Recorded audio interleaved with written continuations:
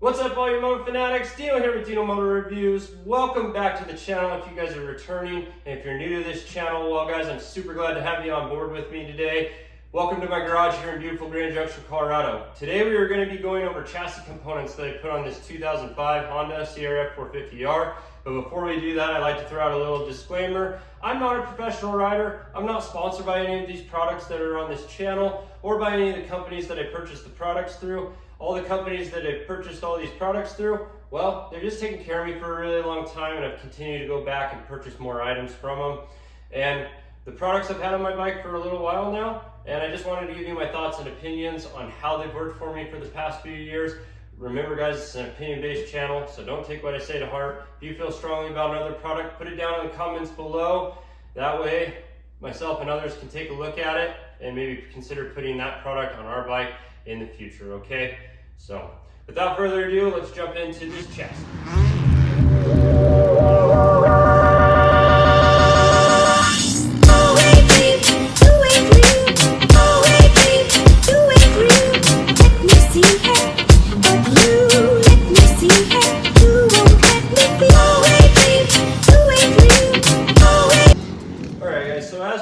We're going to jump into the chassis on this 2005 Honda, and I'm going to leave links in the description below for all the products that will be featured in today's video. That way you guys have accurate pricing and know where to go get these for yourselves if you guys so choose, okay? Alright, so the first product we're going to talk about I actually don't have on the bike anymore because it quit working for me, and those are the fork bleeder valves by Motion Pro.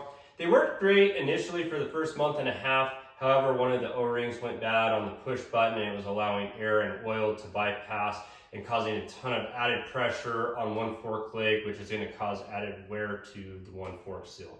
So I took them off, did away with them, because as my grandpa always told me, Dino, if it isn't broke, don't go and try to fix it. And the same ring true here, so we're back to the traditional screw with an O-ring to bleed the air pressure off my forks. It's always a great idea to bleed the air pressure off your forks if you went on a really long period of travel with your bike strapped down, went on a really long or rough ride, or if you let your bike sit out in the sun. It's just going to prolong the life of your fork seals. So always good to add into your maintenance plan. With the front forks and the rear shock rebuild kits, those were both by Pivot Works. They came with everything that I needed to get both the front forks and the rear shock rebuilt. Some considerations for the front fork: make sure you don't have any sharp edges on your lower fork legs. I actually had a couple of burrs that caused the fork seals to leak, and I had to go and buy another set of fork seals and get those burrs cleaned off.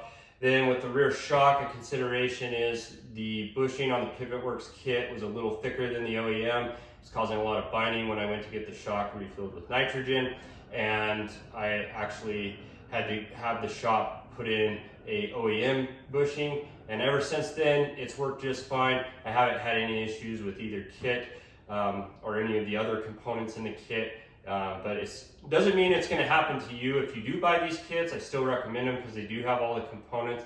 It's just something to take into consideration because it did happen to me, okay?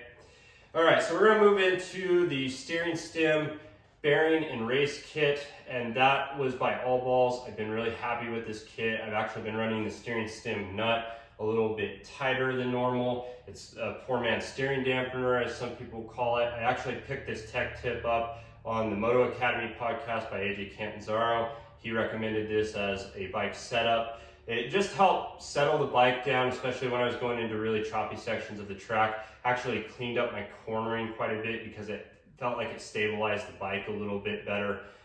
Don't go too tight with that. If you start to feel any ouchiness, back it off. That means you're getting close to crushing that cage, or you could just cause a lot of added wear to your bearings. I haven't noticed any wear with running this a little bit tighter than normal, and I still have smooth steering, so I'm really happy with that. It did clean up my cornering quite a bit, and I'm really pleased with that. So, really good idea to do. I recommend doing that if you get a chance to. With the rear shock linkage rebuild kits, those were all by Pivot Works. Had everything that I needed to do the job. They actually gave me ample amounts of grease. It got me through 2 maintenance periods. One thing that I will tell you to consider is that when you are greasing up those bearings, they are uncaged, so it's real easy to pull those bearings out. be careful. Just if you're doing it, go straight in, move it around, straight out. That way you're not pulling out those bearings. If you do, make sure that you get them all back in and all of them are accounted for, okay?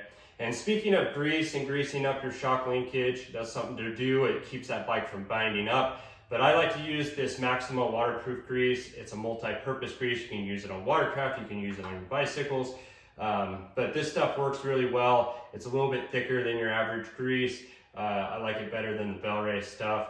Really good product to use. I definitely recommend getting you some of this grease. It works really well and it lasts a really long time too.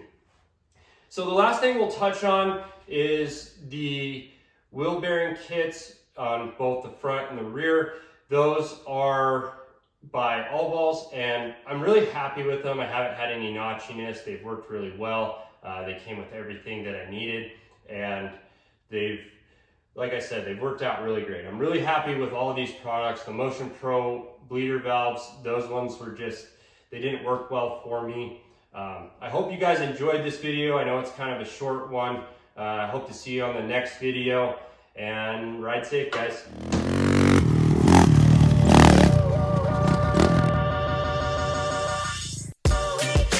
So guys, if you really like that video and you like what we're doing on this channel, give us a thumbs up, give us a like. Click subscribe if you feel so inclined. Well, and if you click subscribe, you might as well click the bell notification icon for future video content that will be released on down the road. And I hope to see you on the next one. Until next time, ride safe.